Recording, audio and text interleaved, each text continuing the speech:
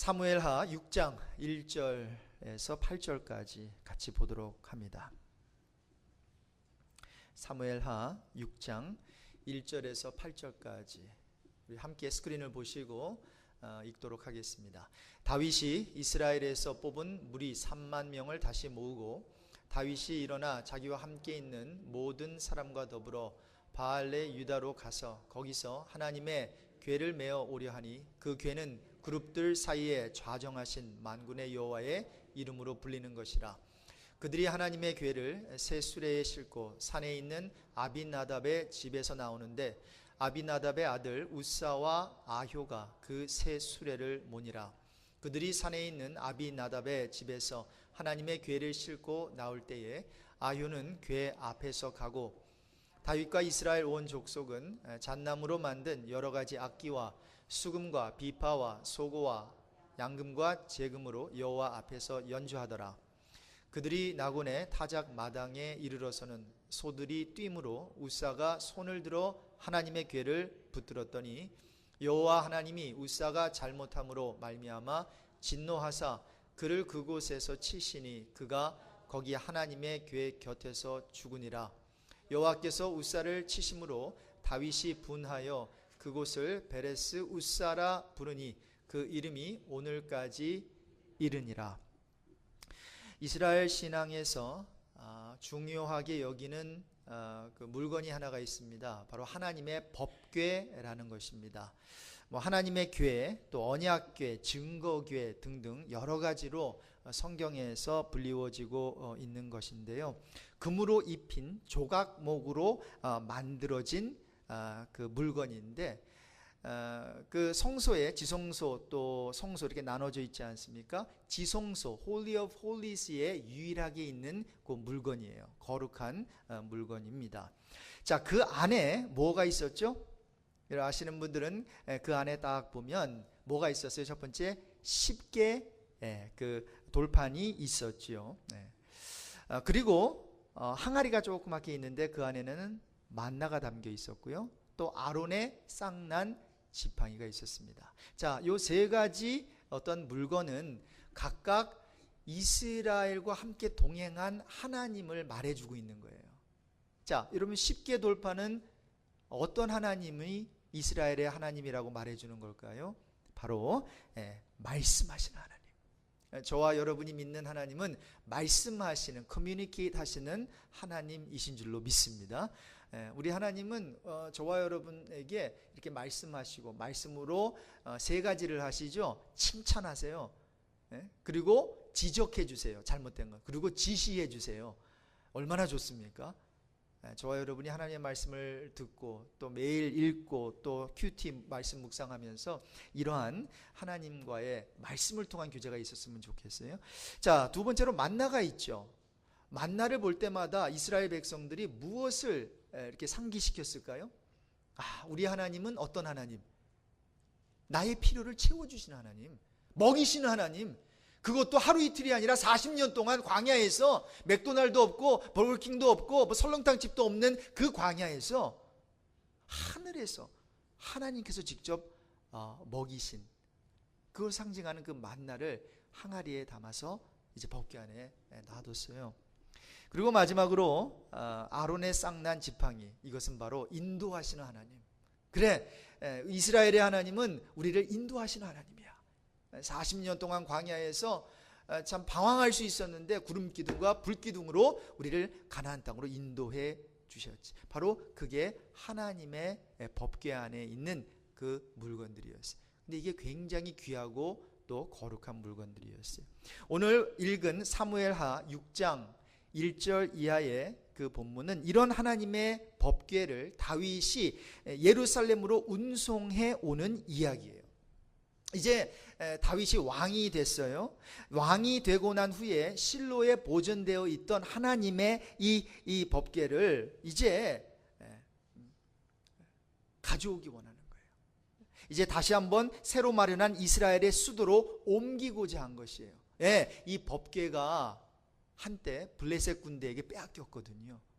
전쟁을 치르면서 사무엘상 4장 2절부터 7장 2절에 따르면 이스라엘은 블레셋과 싸울 때에 하나님의 언약궤를 전쟁터에서 그 블레셋 사람들에게 빼앗긴 것이에요.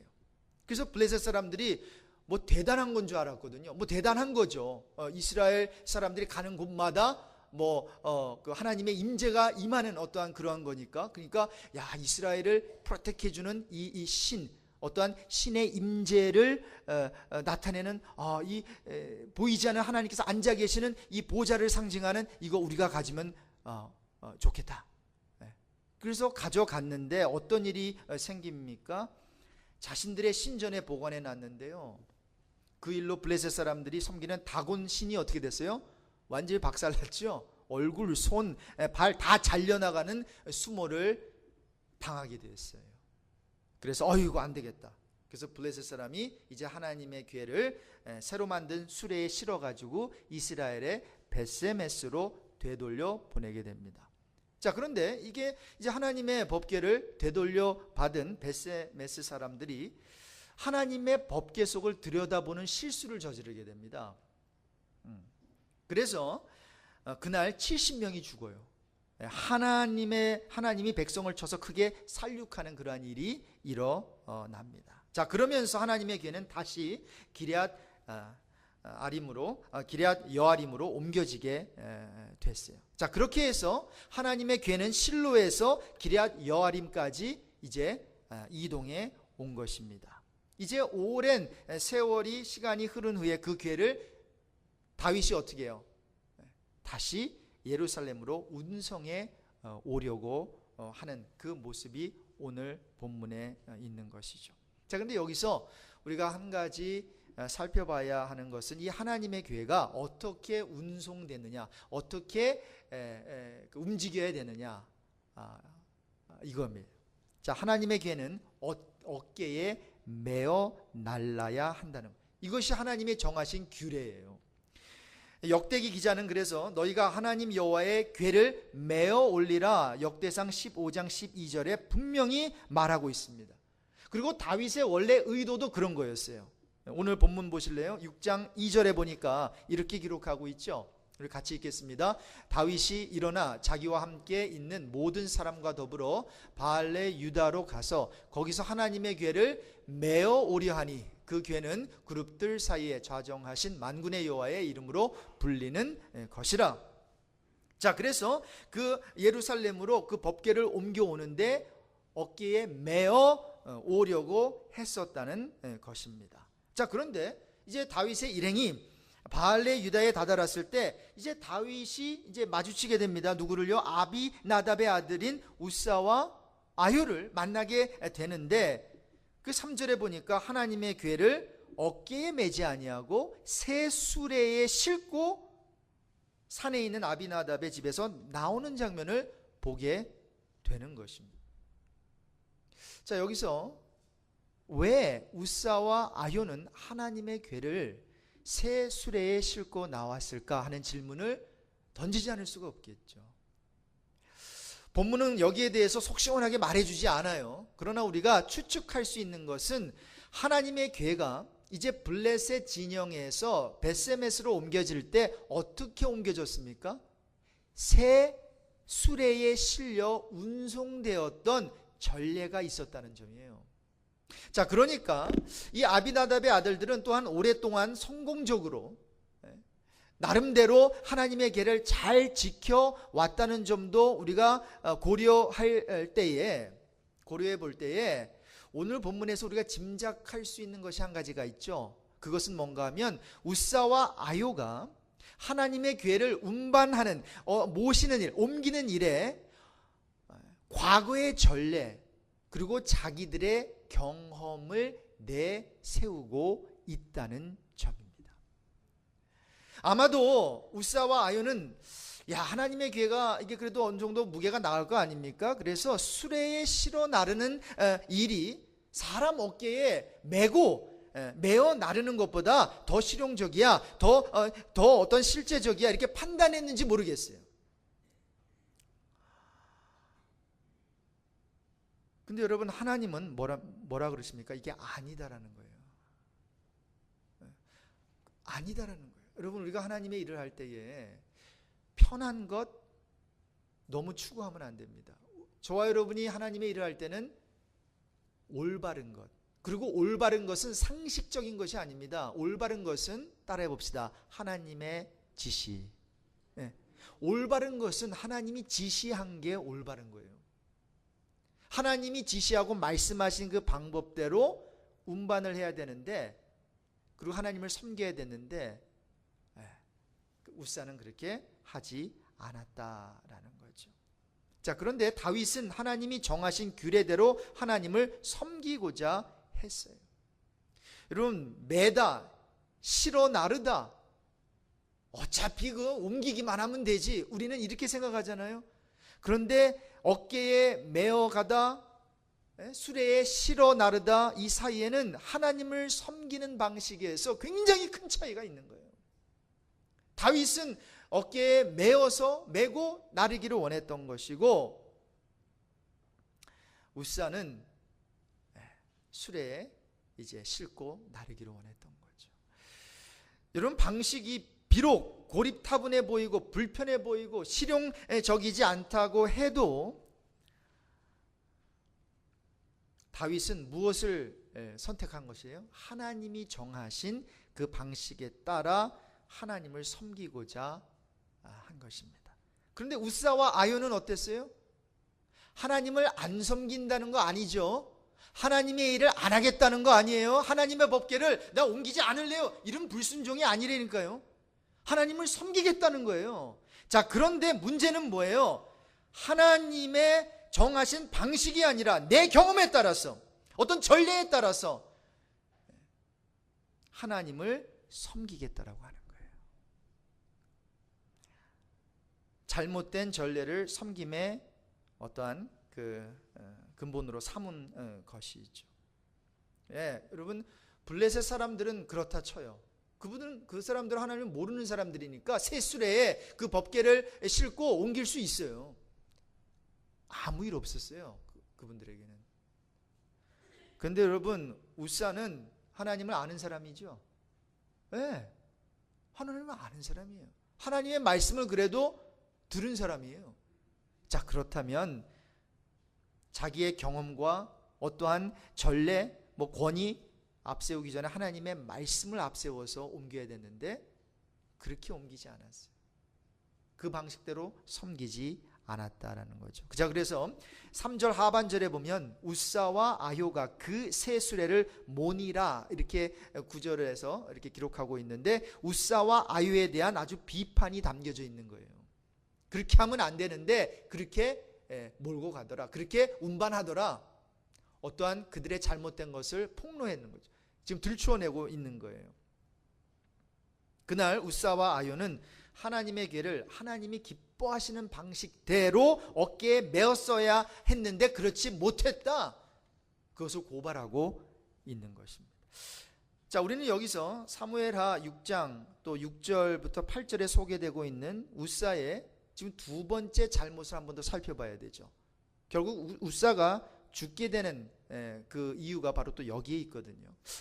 다시 한번 읽어보도록 하겠습니다. 오늘 본문 6절에서 우리 8절까지 같이 읽습니다. 그들이 나군의 타작 마당에 이르러서는 소들이 뛰므로 우사가 손을 들어 하나님의 궤를 붙들었더니 여호와 하나님이 우사가 잘못함으로 말미암아 진노하사 그를 그곳에서 치시니 그가 거기 하나님의 궤 곁에서 죽으니라. 여호와께서 우사를 치심으로 다윗이 분하여 그곳을 베레스 우사라 부르니 그 이름이 오늘까지 이르니라. 여러분, 왜 하나님께서는 그 우사가 수레를 몰고 나올 때는 가만히 두었죠, 그렇죠? 그것도 잘못된 건데 가만히 두었다가 왜 우사가 하나님의 궤를 붙드는 순간 그에게 진노해서 그를 그 자리에서 치셨을까요? 이런 질문을 할 수 있겠죠. 또한 하나님께서 그렇게 우사가 하나님의 궤를 붙드는 일이 그토록 잘못된 일이었는가? 얼마나 잘못됐는지 죽이시기까지 할 일인가? 이러한 질문이 우리에게 있다라는 것입니다. 여러분, 결론부터 말씀드리면 여러분, 하나님께서는 모든 죄는 다 용서해 주세요. 사실. 그런데 한 가지 용납이 안 되는 죄가 있죠. 그것은 뭔가 하면 교만입니다. 교만. 교만은 나중심적인 그런 삶이거든요. 그렇죠? 이 교만한 자는 용서가 아니라 성경에 보니까 하나님께서 어떻게 하십니까? 대적하십니다. 여러분, 교만은 제 해석이에요. 하나님도 어떻게 할 수 없어요. 교만은. 그러니까 대적하시는 거예요. 겸손한 자는 거꾸로 은혜를 주세요. 저는 저와 여러분이 첫째도 겸손, 둘째도 겸손, 셋째도 겸손, 어거스틴이 얘기한 것처럼 정말 겸손의 사람이 되길 주님의 이름으로 축복합니다. 축원합니다. 그리고 절대로 교만해서는 안 됩니다. 자, 그래서 왜 하나님께서는 이 웃사를 이렇게 치셔서 죽일 수밖에 없었는가? 하나님을 섬기는 방식에서 웃사는 하나님의 방법을 택하지 아니하고 자기 방법을 택한 거예요. 하나님 중심이 아니라 자기 중심적이었다는 것을 지금 이 사건을 통해서 보여주는 거죠. 자, 그런데 하나님은 웃사의 잘못을 공개적으로 나무라지 않으셨어요. 맨 처음에는 그냥 하게 내버려 뒀어요. 수레에 실어가게. 자, 그런데 마침 나곤의 6절에 보니까 나곤의 타작 마당에 이르러서 소들이 막 뛰었어요. 여러분, 소들은 원래 안 뛰거든요. 뛰는 소 보셨어요? 소 안 뜁니다. 근데 표현이 지금 소들이 뛰므로 웃사가 손을 들어 하나님의 궤를 붙들었을 때 이제 이렇게 6절에 되어 있는데 바로 그때 하나님이 어떻게 하셨어요? 웃사를 치셨어요. 그래서 죽이셨단 말이에요. 여러분, 소가 뛰었다 말이 이해가 좀 안 되죠. 아까 말씀드린 대로 소는 뛰지 않아요. 망하지, 말이 뛰고 개가 뛰고 토끼가 뛰지 소는 안 뛰어요. 자, 본문이 말하고자 하는 것은 나곤의 타작 마당에 이르러서 소가 그냥 뛰었다라는 것이 아니라 킹 제임스 버전, 킹 제임스 영어 그 번역에 잘 이것이 뉘앙스가 잘 전해지고 있는데 소가 그것이 뭐예요? 하나님의 궤를 흔들었다라는 거예요. 그 수레를 끌고 가 있던 소가 그 수레를 흔들어서 하나님의 궤를 흔들었다. 그러다 보니까 수레가 저절로 떠나가게 하였다. 이제 이렇게 번역이 되어 있어요. 바로 그때 이러한 문제가, 이러한 사태가 일어날 때 웃사가 어떻게 했습니까? 손을 들어서 하나님의 궤를 붙든 거예요. 물론 웃사가 궤를 붙들었다는 말을 수레에 실은 어떤 하나님의 법궤가 떨어지지 않도록 붙잡았다는 뜻으로 이해할 수도 있겠어요. 그냥 쉽게 말이죠. 쉽게. 그러나 본문은 웃사의 행동을 그 정도로만 보지 않아요. 자, 본문에서 웃사가 손을 들어 하나님의 궤를 붙들었다는 구절은 웃사가 하나님의 궤로 손을 내밀었다는 말과 그가 그것을 붙들었다는 말로 이루어져 있어요.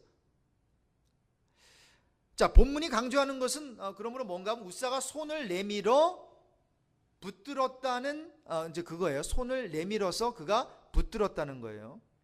자, 이것을 조금 더 설명하기 위해서 왜 웃사가 하나님의 벌을 받아야만 했을까를 한번 생각해 볼게요. 왜 하나님께서 웃사를 그렇게 큰 벌을 내리셔야 했는가? 첫 번째는 뭔가 하면 하나님의 원래 법궤를 만지면 죽어요, 안 죽어요? 죽는다는 그러한 규정이 있었어요. 민수기 4장 15절에 보면 진영을 떠날 때에 아론과 그의 아들들이 성소와 성소의 모든 기구 덮는 일을 마치거든 고앗 자손들이 와서 맬 것이니라. 운반하는 방법을 제시해 주셨고, 그러나 성물은 만지지 말라 그랬죠. 그러니까 법궤는 손을 대면 안 돼요. 만약에 만지면 그들이 죽으리라. 이렇게 이미 말씀에 기록을 해놨다고요. 웃사의 죽음은 따라서 이 규정에 따른 심판이죠. 당연히 죽는다 그랬으니까 죽어야죠. 하나님의 말씀은 하나님의 말씀대로 되니까. 근데 여러분, 여기서 그냥 그치는 것이 아닙니다. 웃사가 하나님의 궤를 손으로 붙드는 사건은 웃사가 하나님의 궤를 매지 않고 수레에 그것을 운반하려고 했던 것보다 훨씬 더 직접적으로 훨씬 더 인텐시파이 시켜서 하나님의 말씀을 지키지 못한 그런 행동이었어요. 그런데 그 행동도 바로 치시지 않았어요. 그렇죠? 뭘 바로 쳤죠. 바로 쳤는데, 그런데 그 장소가 재미있어요. 여러분, 어디서 그 일이 일어났습니까? 오늘 본문으로 다시 돌아가면 타작마당이라는 곳에 이르러서, 그렇죠? 6절을 한번 다시 읽겠습니다. 그들이 나곤의 타작마당에 이르러서는 소들이 뛰므로 웃사가 손을 들어 하나님의 궤를 붙들었더니. 여러분, 타작마당이 뭐 하는 곳이죠? 알곡과 쭉정이 가라지를 가르는 곳이죠. 바로 그곳에서 하나님께서는 무엇이 옳은지, 무엇이 그른 것인지, 틀린 것인지 지금 가르고 있는 것이죠. 이거는 안 된다. 그것을 말씀해주고 있는 것입니다. 자, 하나님께 안 되면은요, 항상 뭡니까? 하나님께서 벌을 내리시는데 항상 죽음인 거 여러분 아세요? 성경에 보십시오. 에덴 동산에서도 그렇고요, 이 사건에서도 볼 수 있고, 또 신약에 넘어와서 아나니아와 삽비라가 하나님께 죄 지었을 때 항상 하나님께서 벌을 내리시는데 하여튼 죽고 병들고 뭐 뱀에 물리고 다 망하는 것으로 다 하나님의 어떠한 저주가 임하죠. 그렇죠? 하나님의 형벌이 임한다라는 거예요. 그 정도로 이것은 안 된다라고 하는 거예요. 그것을 나타내고 있는 거예요. 여러분, 붙드는 것과 지키는 것은 서로 다릅니다. 지금 웃사가 지킨 게 아니라 붙들었다, 이제 요 표현을 쓰고 있는 거거든요. 그럼 지킨다는 것은 뭘까요? 내가 뭐 하우스를 지킨다, 내가 어떤 자녀를 지킨다, 내가 뭐 가게를 지킨다 하는 것은 보호한다는 뜻이겠죠. 그리고 내가 왕을 지킨다. 뭐겠어요? 왕을 보호하고 더 나아가서 따른다는 거겠죠. 왕을 지킨다라고 하는 것은. 자, 그런데 붙든다는 것은 뭐예요? 잡는다는 뜻이거든요. 붙든다. 다른 말로 하면 소유한다는 뜻이에요. 소유한다. 자, 여기서 붙들었더니에 붙들다는 히브리 원어로 보면 단순히 붙잡다나 꽉 잡다는 의미로만 쓰이지 않는 것을 우리가 알 수가 있습니다. 이 동사에서 파생된 어떠한 그 명사들을 이렇게 보면 기업, property, 재산, possession이라는 단어로 이것이 번역이 돼요. 자, 그러니까 붙잡는데 하나님이 웃사에게 기대한 것은 그가 하나님의 손과 발이 되어드리는 것이고, 그가 사실은 하나님께 붙잡힌 바 되는 사람이 되어야 되는데 웃사는 그렇게 하지 않은 거예요. 그는 하나님의 소유가 되려 하지 아니하고 하나님을 소유하는 자가 되려고 했던 거예요. 여러분, 이게 굉장히 우리 신앙생활에 있어서 굉장히 중요한 신앙의 컨셉입니다. 베이직 크리스티애니티 101, 정말 기독교의 입문, Introduction to Christianity. 거기서 뭔가 하면 저와 여러분은 하나님을 소유하는 자가 아니라 하나님께 소유된 자라는 거예요. 그렇지 않으면 우리가 하나님을 소유한 자가 돼서 얼마든지 그분을 예배할 수 있고 기도할 수 있거든요. 그러나 주인은 누구예요? 주인은 내가 된다는 거예요. 마치 호리병에서 쥐니가 푹 나왔을 때 그 쥐니가 훨씬 더 능력이 많지만 그러나 그 쥐니는 나의 종입니다. 그래서 그가 나에게 뭐라고 말합니까? 주인님 그러죠. 내가 무엇을 해드릴까요? 여러분, 자칫 잘못하면 저와 여러분이 하나님을 섬긴다고 하지만 우리가 하나님을 소유하고 하나님을 부리는 자리에, 그것도 기도로 부리는 자리에 있을 수 있다라는 거죠. 바로 이러한 웃사의 행동이 마침내 하나님의 분노를 불러 일으킨 것입니다.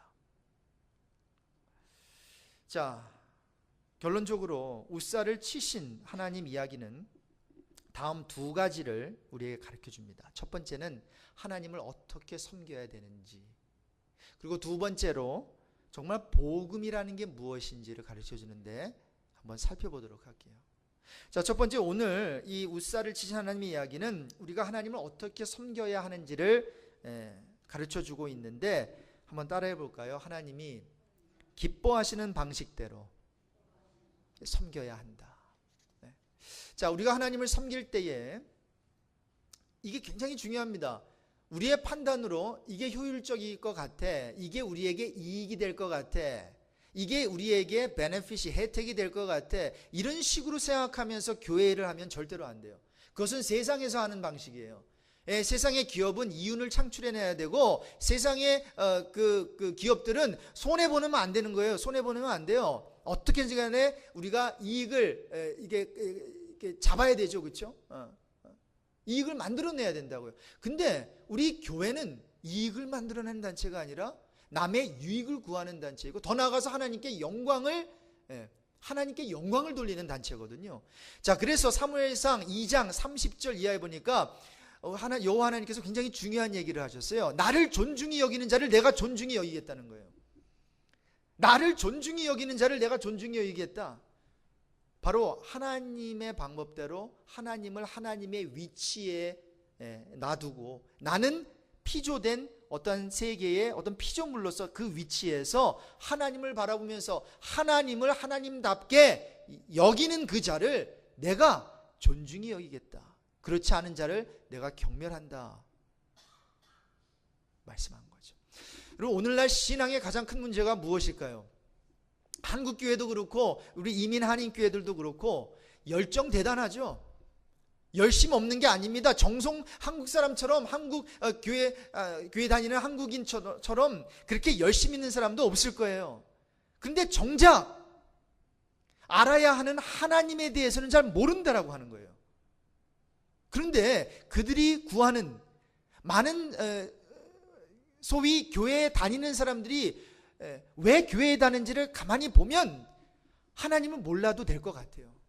왜냐하면 그들은 자기들의 안위를 구하기 때문에. 많은 교회 다니는 사람들이 내 기도 응답, 이 세상에서 잘됨, 이 세상에서 성공, 내 자녀 잘 되고 내 사업 잘 되고 내 가정 행복해지는 것, 요거를 구해요.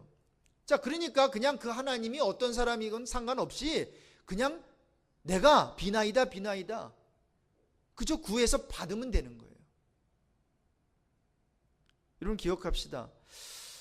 우리가 아무리 정성을 다하고 열심을 다한다고 해도 올바른 방법으로 하나님을 섬기지 않으면 하나님께서는 영광을 절대로 받으실 수가 없습니다. 쉽게 그냥 내가 하나님을 위해서, 나 하나님을 잘 모르지만 내가 그냥 이렇게 섬기면 되겠지? 대충 안 됩니다. 여러분 신앙만큼은 하려거든 제대로 똑바로 해야 됩니다. 다른 거 뭐 운동 배우는 거 어차피 취미생활이니까 대충 배워도 상관없어요. 잘 못해도 상관없어요. 좀 폼이 틀려도 상관없는데 신앙생활만큼은 하려거든 여러분 제대로 똑바로 해야 됩니다. 왜? 여기에 우리의 모든 것이 달려있기 때문이에요. 여러분 다른 것이 우리가 프로가 될 것이 아니라 신앙만큼은 저와 여러분이 신앙의 달인이 되기를, 신앙의 프로가 되기를 주님의 이름으로 축원합니다.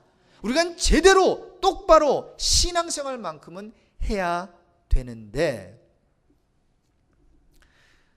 너무나 feel good, 참 들으면 참 기분이 좋은 설교를 너무나 많이 해놔가지고 교회 다니는 사람들이요 이런 얘기를 해요. 내가 하나님께 얼마나 열심히 기도했는데, 내가 얼마나 많이 봉사를 했는데, 내가 믿지 않은 집안에서 태어나서 그래도 하나님을 믿고 내가 힘들게 예수를 믿고 있는데, 내가 이렇게 핍박까지 당하면서 교회에 한 번도 빠지지 않고 주일 성수를 하고 있는데 내 문제 하나 해결해 주시지 않다니 하나님 당신 정말 너무한 거 아니요? 그렇게 버릇없는 신자들로 한국교회가 만들어놨다는 거예요. 그래서 하나님은 하나에서 열까지 내 기도 다 들어주셔야 되고, 들어주시지 않으면 삐지는 거예요. 그래서 다른 하나님을 찾아요. 여러분 그 사람은 다른 하나님을 찾는 것이 아니라 아예 처음부터 제대로 된 하나님을 믿은 사람이 아니에요.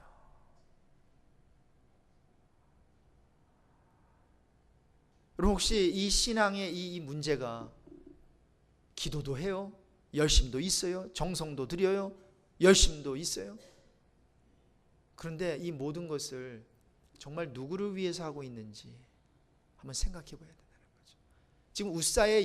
지금 우사에게는 열심이 필요한 게 아니에요. 예? 우사에게는 뭐가 필요한 거예요? 순종이 필요한 거고, 우사에게는 뭔가가 내가 이렇게 내가 해야 되겠다 이게 아니라 하나님이 하시는 것을 배워야 되는 사람이거든요. 자, 그래서 두 번째, 오늘 이 스토리를 통해서 배울 수 있는 것은 복음에 대해서 배울 수 있는데 바로 이것입니다. 한번 따라해 봅시다. 복음은 나를 붙든다. 네. 여러분, 하나님이 나를 붙드시는 거지 내가 하나님을 붙드는 게 신앙이 아닙니다. 다시 한번, 우리가 하나님을 믿는다라고 하는 것은 하나님이 믿게 해주신 것이고 하나님의 열심으로 하나님이 나를 붙들어 주신 게 맞는 거예요. 물론 내 편에서 볼 때는 내가 하나님을 붙잡은 것 같죠? 내가 하나님을 믿은 것 같죠? 내가 어떤 복음에 반응한 것 같죠? 그래서 복음을 내가 붙든 것 같죠? 그런데 아니에요.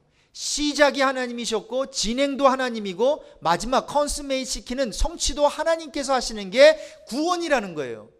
근데 잘못된 성화론 때문에 칭의 하나님을 이제 믿어서 의인이 된 것은 그건 하나님이 하신 것이고, 그 다음에 두 번째 단계에서 구원이 이루어지는데 성화는 내가 하는 거고, 뭐 이렇게 착각하고 있어요.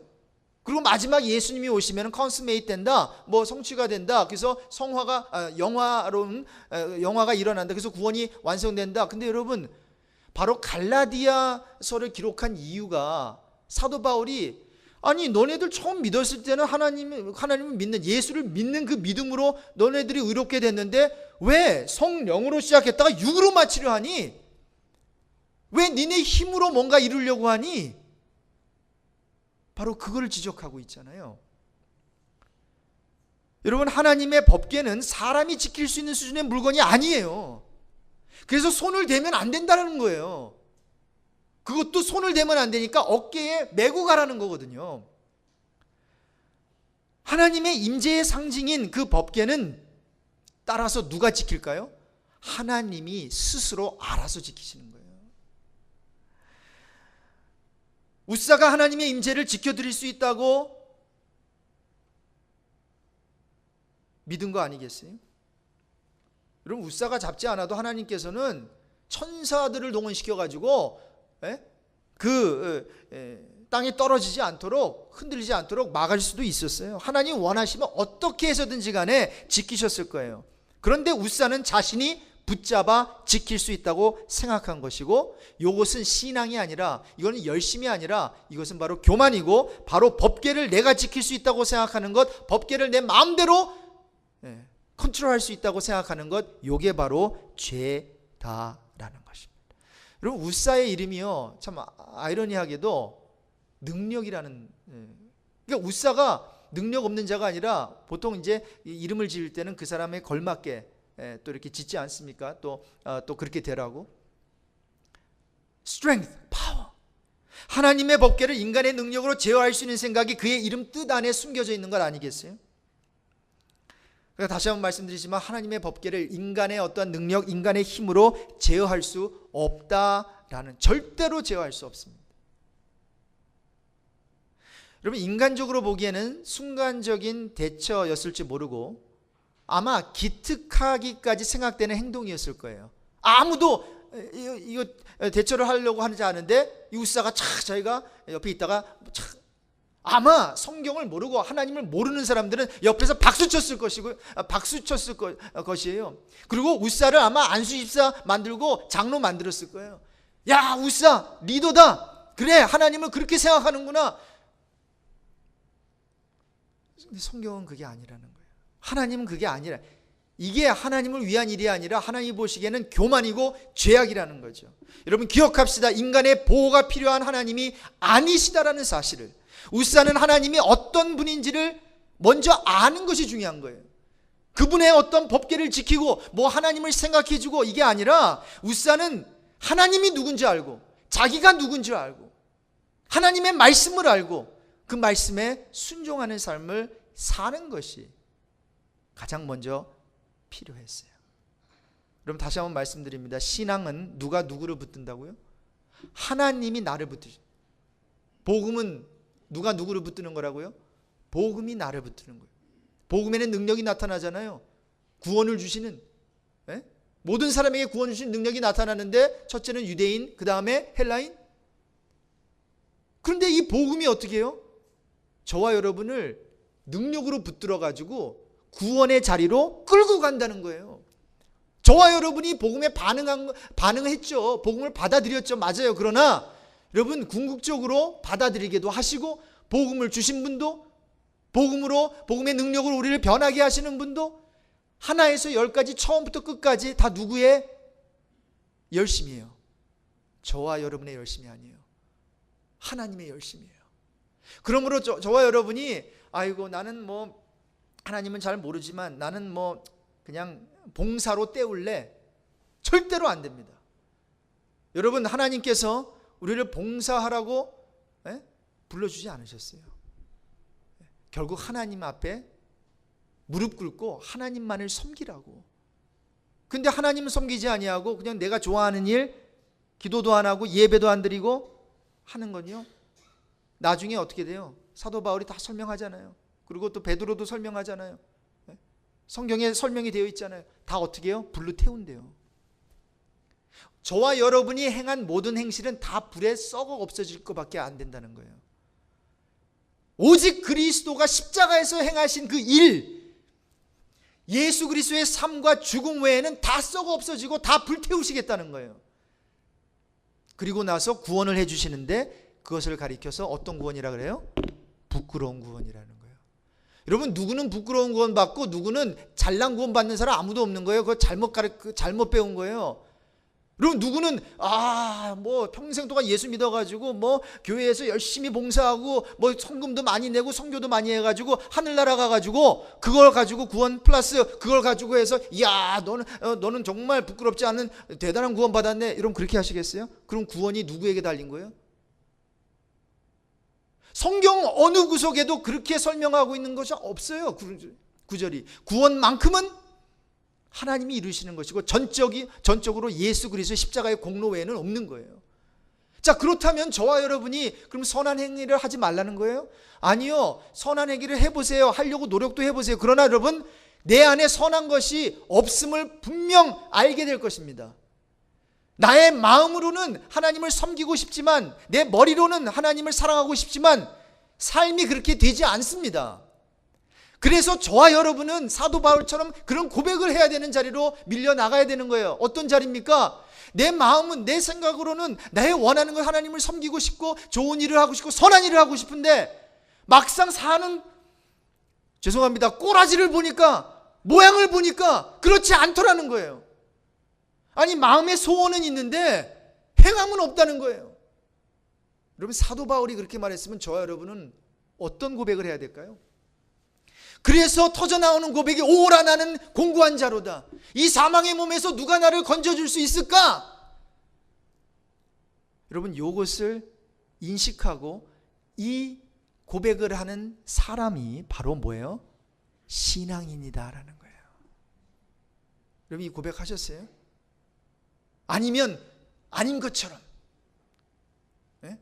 나는 그런 거 아닌 것처럼, 그래서 착한 사람처럼, 좋은 일 많이 하는 사람처럼, 그래서 그걸 사람들에게 보이고 하나님께 가져가려고 한다면 그 모습이 바로 예수님께서 책망하신 바리새인과 서기관과 그 당시 종교 지도자들의 모습이었다라는 거예요. 여러분, 이런 모습이 저 여러분에게 있지요? 있어요. 목사인 저에게도 있어요. 여러분, 말씀을 정리합니다. 신앙은 하나님이 나를 붙드시는 것이고, 복음도 마찬가지. 복음이 나를 붙듭니다. 이 말은 복음이 나를 소유해야지 내가 복음을 소유하면 안 된다는 거예요.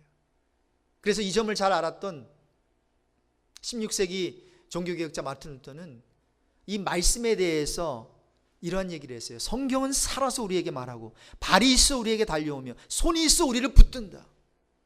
여러분, 우리가 말씀을 붙드는 거 아닙니다. 말씀이 우리를 붙드는 것입니다. 여러분, 우리가 아무리 말씀을 붙들려고 해보십시오. 안 돼요. 붙들지도 않지만.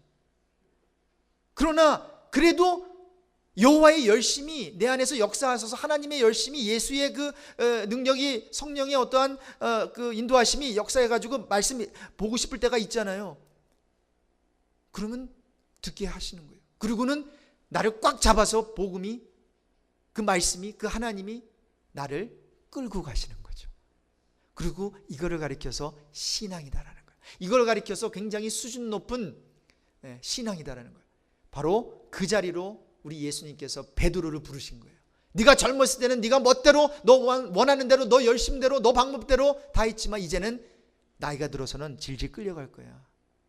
내가 이제 너를 꽁꽁 묶어가지고 너가 원하지 않은 자리로 내가 너를 끌고 갈 거야. 너는 이제 끌려오기만 하면 돼. 그리고 끌려갔더니 놀라운 능력들이 나타나죠. 거기엔 고난도 있고 슬픔도 있고 어려움도 있어요. 그런데 그 안에서 베드로도 그렇고 바울도 그렇고 기뻐한다 그러죠. 그리고 고난을 참아내라 그러죠. 이것은 우리를 온전하게 만들어낸다고 말하죠.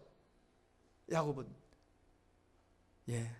여러분, 하나님의 은혜, 박종호 성가사가 부른 그 찬양의 내용대로 한량없는 은혜입니다. 갚을 길 없는 은혜입니다. 내 삶을 애워싸는 하나님의 은혜, 나 주저함 없이 그 땅을 밟음도 찬양은 이렇게 끝나고 있습니다. 나를 붙드시는 하나님의 은혜. 우리 법계 붙들려고 하지 맙시다. 어떤 하나님께 붙들려고 하는 그 노력, 여러분 자칫 잘못하면요 종교 행위 받게 되지 않아요. 그러면 어떻게 해야 되느냐? 하나님 나를 붙들어 주세요. 하나님의 은혜가 나를 붙들어 주세요. 여러분 이것이 복음이고 이것이 복음 중심적인 삶이에요. 내가 하는 것이 아니라 하나님이 해주시고 거기에 나는 두 손 바짝 들고 항복하고 끌려가는 것. 이것은 건강한 사람도 건강하지 못한 사람도 아이도 어른도 여자도 남자도 유대인도 헬라인도 종도 자유인도 다 할 수 있는 거예요. 이러한 복음 중심적인 믿음이 신앙이 우리에게 회복되길 주님의 이름으로 축원합니다. 하나님 아버지